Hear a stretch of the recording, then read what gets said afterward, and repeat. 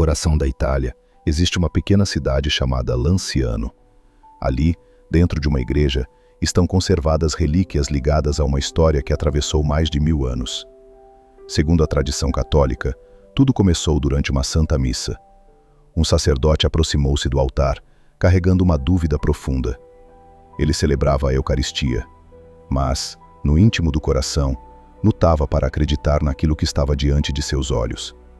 Seria realmente o corpo de Cristo? Seria realmente o sangue de Cristo? Ou tudo aquilo não passava de um símbolo? Então chegou o momento da consagração. E segundo a tradição, algo extraordinário aconteceu sobre aquele altar. Séculos depois, aquilo que permaneceu conservado seria submetido também a análises científicas, e os resultados tornariam a história ainda mais intrigante. Para compreender esta história, precisamos voltar muitos séculos no tempo. Estamos na região de Abruzzo, na Itália. A tradição situa o acontecimento aproximadamente no século VIII. Lanciano era muito diferente da cidade que encontramos atualmente. Em uma pequena igreja dedicada aos santos Legonciano e Domiciano, um monge da tradição basiliana celebrava a Santa Missa. Não conhecemos com segurança o nome desse sacerdote, e esse detalhe é importante. Ao longo dos séculos, algumas versões da história acrescentaram detalhes que não conseguimos verificar historicamente. Aqui, vamos separar aquilo que pertence à tradição daquilo que pode ser documentado. Segundo o relato tradicional, aquele sacerdote atravessava uma profunda crise interior. Ele continuava celebrando, continuava pronunciando as palavras da consagração, continuava diante do altar. Mas uma pergunta o atormentava. Cristo está realmente presente na Eucaristia? Essa pergunta toca diretamente o centro da fé eucarística católica. A Igreja não ensina que a hóstia consagrada seja simplesmente uma representação de Jesus. Ela ensina que Cristo está presente na Eucaristia de maneira verdadeira, real e substancial. E era justamente nisso que aquele sacerdote, segundo a tradição, encontrava dificuldade para acreditar. Imagine a cena. Uma igreja pequena, o silêncio, as velas, o altar, o pão, o vinho, e um sacerdote pronunciando palavras que já havia pronunciado tantas outras vezes, enquanto interiormente lutava contra a própria dúvida. Até que naquele dia, tudo teria mudado. Durante a celebração da missa, chegou o momento da consagração. O sacerdote pronunciou sobre o pão e o vinho as palavras da liturgia. E então, segundo a tradição preservada em Lanciano, a aparência dos elementos mudou.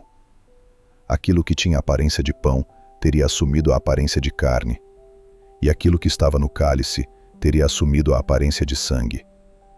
Pense por alguns segundos no impacto daquela cena.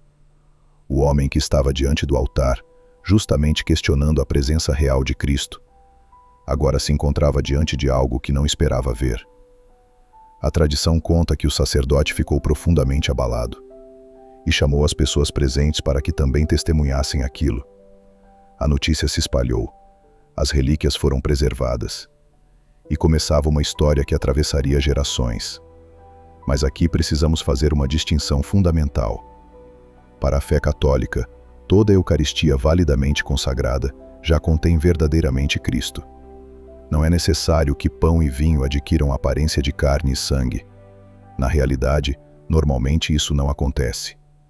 O próprio mistério eucarístico consiste na mudança da substância, permanecendo as aparências de pão e vinho. A Igreja chama essa mudança de transubstanciação. Portanto, um milagre eucarístico não cria uma presença de Cristo que antes não existia. Para quem crê, ele seria um sinal extraordinário relacionado a uma realidade que a Igreja afirma acontecer sacramentalmente em cada missa. Essa diferença é essencial. Os séculos passaram, impérios desapareceram, cidades mudaram, gerações nasceram e morreram, e a tradição de Lanciano permaneceu. Atualmente, as relíquias são veneradas na Igreja de São Francisco, construída no local associado à antiga igreja, onde a tradição situa o acontecimento. Mas existe uma pergunta inevitável. O que exatamente é esse material preservado? Durante séculos, os fiéis não tinham os instrumentos necessários para responder a essa pergunta. Mas no século XX, a história ganharia um capítulo completamente diferente, porque as relíquias seriam examinadas utilizando técnicas científicas. E é aqui que precisamos caminhar com bastante cuidado. Ciência e fé respondem perguntas diferentes. Um laboratório pode analisar composição, estrutura e propriedades de um material. Ele não possui um instrumento capaz de medir se algo é, ou não, um milagre. Portanto, a ciência não pode colocar uma amostra em uma máquina e concluir que Deus realizou determinado acontecimento. Mas pode perguntar: que material é esse? Existe tecido? Existe sangue? Qual é a natureza desse material? E foi justamente esse tipo de investigação que aconteceu. Em 1970 e 1971, o médico italiano Odoardo Linoli realizou exames nas relíquias de Lanciano. Linoli era especialista em anatomia patológica. As análises procuraram determinar a natureza dos materiais tradicionalmente identificados como carne e sangue. E os resultados relatados por ele foram surpreendentes. Segundo sua análise, o material associado à carne correspondia a tecido humano. Mais especificamente, apresentava características de tecido do miocárdio, ou seja, tecido muscular do coração. As análises também identificaram um material associado ao sangue, como sangue humano.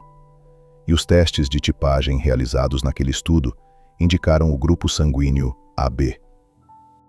Talvez Lanciano seja fascinante justamente porque nos coloca diante de duas perguntas diferentes. A primeira: o que é o material preservado? Essa é uma pergunta científica. A segunda: o que aconteceu naquele altar tantos séculos atrás? Essa é uma pergunta histórica e religiosa muito mais difícil de responder apenas com um laboratório.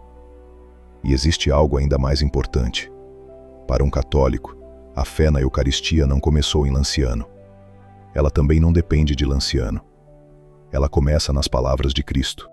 Na última ceia, Jesus tomou o pão, deu graças, partiu-o e entregou aos discípulos. A Igreja recebeu dessas palavras e desse gesto a celebração da Eucaristia. Ao longo dos séculos, essa fé permaneceu no centro da vida católica.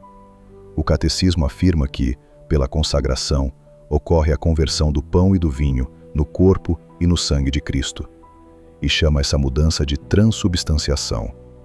Por isso existe algo curioso nesta história. Talvez o personagem mais importante de Lanciano não seja a relíquia. Talvez seja aquele sacerdote, um homem de fé, que teve dúvidas. Porque talvez exista um pouco daquele sacerdote em muitas pessoas.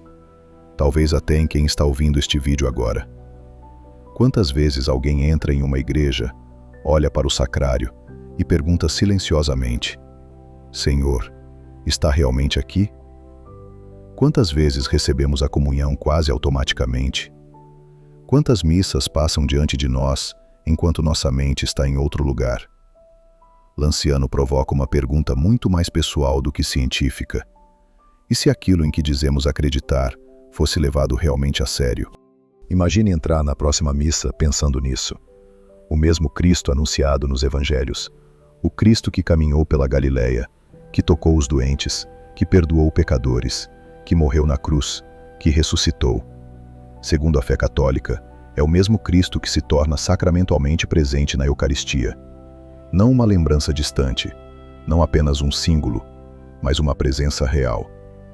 Talvez seja por isso que histórias como Lanciano atravessem tantos séculos, não porque substituam a fé, mas porque fazem perguntas à nossa fé. E talvez a principal delas seja muito simples. Como seria a nossa vida se realmente acreditássemos naquilo que acontece sobre o altar? Talvez chegássemos à missa de maneira diferente. Talvez houvesse menos pressa. Talvez o momento da comunhão fosse diferente. Talvez passássemos alguns minutos a mais diante do sacrário. Talvez compreendêssemos melhor porque tantos santos passaram horas em adoração. E talvez percebêssemos que o maior mistério eucarístico não está escondido em uma igreja italiana. Ele acontece em milhares de altares, todos os dias. Mais de 1000 anos depois daquilo que a tradição afirma ter acontecido em Lanciano, as relíquias continuam ali. Pessoas atravessam países para vê-las. Pesquisadores já as examinaram. Livros foram escritos. Documentários foram produzidos. discussões continuam. Alguns olham para Lanciano e enxergam um sinal extraordinário. Outros pedem mais evidências. E questionar evidências históricas e científicas não precisa ser tratado como inimigo da fé. A verdade não precisa ter medo de perguntas. Mas existe uma pergunta que nenhum microscópio pode responder por nós. O que a Eucaristia significa para mim? Porque podemos conhecer todos os detalhes de Lanciano e ainda passar diante de um sacrário sem perceber quem a Igreja afirma estar ali. Podemos conhecer os resultados de todos os exames e receber a comunhão sem permitir que Cristo transforme nossa vida. Talvez então, a história daquele sacerdote seja também um convite. Um convite para redescobrir aquilo que se tornou habitual. Um convite para voltar a olhar, voltar a silenciar, voltar a adorar. Se esta história fez você enxergar a Eucaristia de uma maneira diferente, escreva nos comentários: Jesus, aumente a minha fé. E existe outro milagre eucarístico cuja história é ainda mais recente e que também foi submetido a análises. Nós vamos investigá-lo em um dos próximos episódios. Inscreva-se no Casal Católico para continuar conosco nesta jornada pela história, pelos mistérios e pela beleza da fé. Que Deus abençoe você e sua família.